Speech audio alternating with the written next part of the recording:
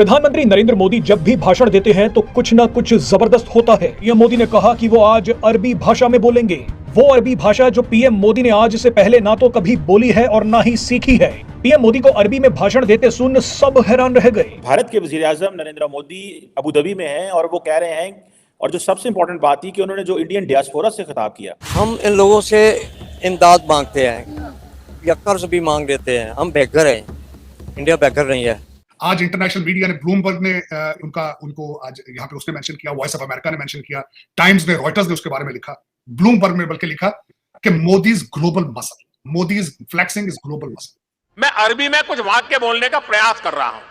अल हिंद बल इमारात बी कलम अल जमान वल किताब अदुनिया नकुत्बो हिसाब अली मुस्तकलब अब्दल व सदा का बैना। कभी भी आप इन्हें बड़बड़ाते हुए, फालतू में बोलते हुए या बेफालतू में कुछ रिएक्ट करते हुए ऐसा कुछ नहीं देखेंगे। ये उस टाइम पर बोलते हैं जहां पर इनको लगता है कि यहां बोलने का फायदा है। कि हमें ना मांगने वाला समझा जाता है, ठीक है। और यूएई वाले जो लोग हैं वो इंडियंस को ज़्यादा प्रेफरेंस करते हैं, उनका बिजनेस भी वहाँ ज़्यादा है, हमारा नहीं है। हमें वो गलत निगाह से देखते हैं। इवन कि हमने कोई फ्लैट भी लेना होता तो वो कहते हैं एज ए पाकी, तो वो हमें फ्लैट भी नहीं मिलता। पाकी बोल के फ्लैट नहीं देते, ना किराए पे भी नहीं देते, किराए पे भी नहीं देते उनको। इस वक्त ये अगर देखा जाए तो ये कॉम्बिनेशन दोनों मोदी साहब के हाथ में है। पॉपुलरिज्म में भी वो आगे है, अथॉरिटेरियनिज्म में भी सबसे आगे है। जैसे इंडिया में ज़्यादा तरक्की हो रही है, ठीक है। अब यहाँ पे क्या लेके हमारे पाकिस्तान में तो लोगों के पास खाने के पैसे नहीं है, वहाँ पे नए नए प्रोजेक्ट्स आ रहे हैं। तो प्राइम मिनिस्टर डिजर्व करते हैं रिस्पेक्ट इंडिया के पीएम मोदी, क्योंकि वो इंडिया के लिए बड़ी लकी शाम, क्योंकि मेन स्ट्रीम मीडिया में भी मोदी मोदी हर जगह मैं वही सुनता आ रहा हूँ।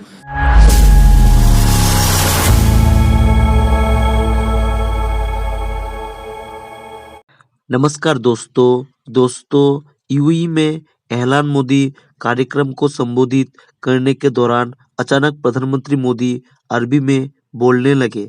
इस दौरान 60,000 से अधिक लोगों का समर्थन देखने लायक था। शेख जायद स्पोर्ट्स स्टेडियम में पीएम मोदी को सुन रहे लोग अपने को रोक नहीं पाए और मोदी मोदी के नारे लगाने लगे। पीएम मोदी ने अरबी में बोले वाक्य का अर्थ हिंदी में भी समझाया, जिसको सुनकर हर भारतीय का सीना गर्व से चौड़ा हो गया। प्रधानमंत्री मोदी ने यूएई में अरबी में भाषण देने के बाद अरब के हजारों मुसलमानों से माफी भी मांग ली। पीएम ने कहा कि मेरे अरबी बोलने में कुछ गलती भी हो सकती है, लेकिन जिसको अरबी नहीं समझ नहीं आती उनके लिए हिंदी में बता देता हूँ। भारत और यूएई वक्त की कलम से दुनिया की किताब पर एक बेहतर भाग्य का हिसाब लिख रहे हैं। भारत और यूएई की दोस्ती हमारी साझा दौलत है। हकीकत में हम अच्छे भविष्य की बेहतरीन शुरुआत कर रहे हैं। पीएम मोदी जहां भी जाते हैं वहां की क्षेत्रीय भाषा में जरूर एक दो वाक्य बोलते हैं। पीएम मोदी लोकल भाषा के जरिए वहां के लोगों के दिलों में जगह बनाने की कोशिश करते हैं।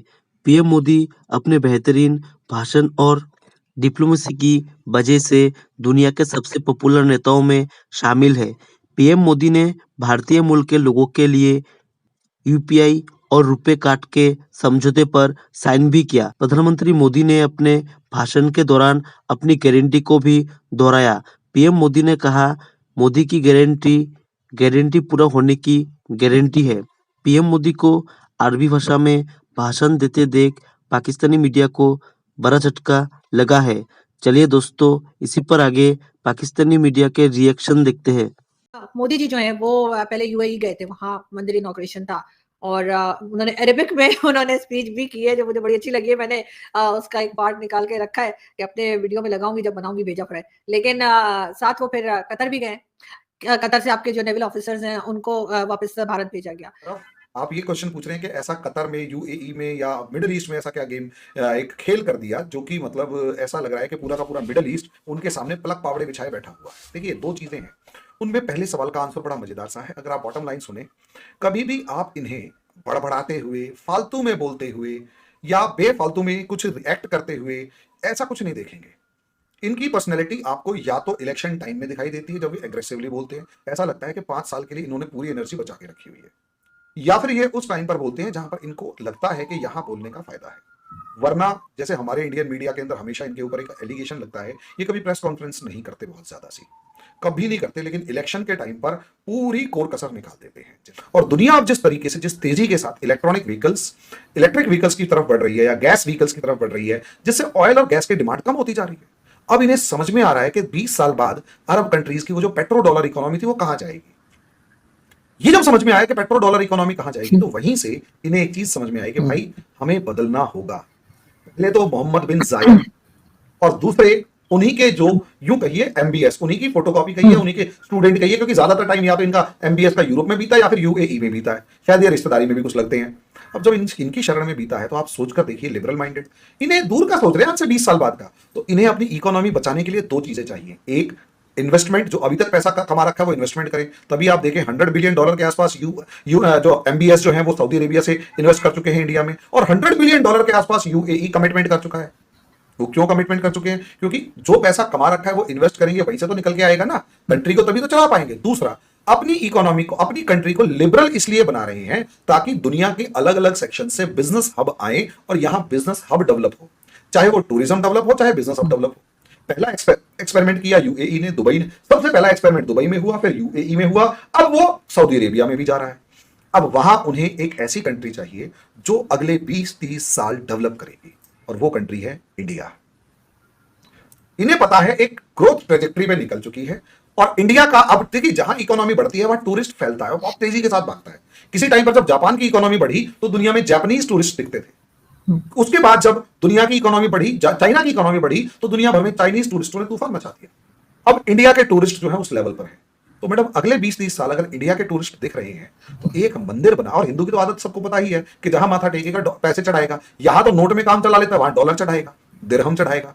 और मैडम, टूरिज्म के नाम पर अगर बड़ा मंदिर है और उसकी मार्केटिंग हो गई है, तो आप मुझे ये बताइए, एक तरफ सोसाइटी लिबरल दिखाई दे रही है, दूसरी तरफ टॉलरेंट दिखाई दे रही है, तीसरी तरफ अट्रैक्ट कर रही है कि आप सिर्फ यहाँ घूमने के पर्पस से नहीं, तीर्थ धाम के पर्पस से भी आओ। Prime minister Narendra Modi India को तो इज्जत दिला रहे हैं, लेकिन जो मुसाफिर हैं, जो ओवरसीज इंडियन है, उनको भी मुल्कों में जाके बहुत ज्यादा उनका कॉन्फिडेंस इनहांस कर रहे हैं, उनको बिजनेस अपॉर्चुनिटीज दिलवा रहे हैं, उनके लिए रास्ते हमवार कर रहे हैं। क्या कहेंगे? बिल्कुल, प्राइम मिनिस्टर जो है इंडिया के, मोदी, ठीक है, वो रिस्पेक्ट डिजर्व भी करते हैं जो उनको मिल रही है। अच्छा। क्योंकि हमने अक्सर देखा, अब न्यूज़ चैनल हो गया, स्ट्रीम मीडिया, ठीक है, अब तो यूथ का दिन है, तो हम देखते हैं कि जिस तरह उन्होंने अपनी मुल्क के लिए काम किया पिछले 7-8 साल में, और कंटिन्यूसली करते जा रहे हैं। G20 समिट हुआ इंडिया में, इसके अलावा आपको पता है वहाँ पे रशिया के लोग, काफ़ी लोग, ममालिक के जो वज़ीर आज़म कह लें या जो भी यूएई से लोग आए, तो ये है कि उन्होंने इंडिया के लिए इतना ज़्यादा काम कर दिया कि आने वाले जो, अगर इंडिया को 5 साल लाहौर मिल जाए, अभी तो वैसे वो अमेरिका को टक्कर दे रहे हैं इंडियन, ठीक है, may be if I am not wrong, may be दूसरी या तीसरी बड़ी इकोनॉमी इंडिया की, उसके पीछे पीएम मोदी का बड़ा हाथ है, वो डिजर्व करते हैं रिस्पेक्ट, जो उनको वेलकम मिला। 5वीं है और तीसरी टर्म में कह रही है तीसरी इकोनॉमी बनेंगे दुनिया की। बस मैं तीसरी क्या बन जाएगी, ये मैं बता रहा हूँ कि आने वाले कॉन्फिडेंट कैसे है और आपके पास इतनी नॉलेज कैसे है अबाउट इंडिया?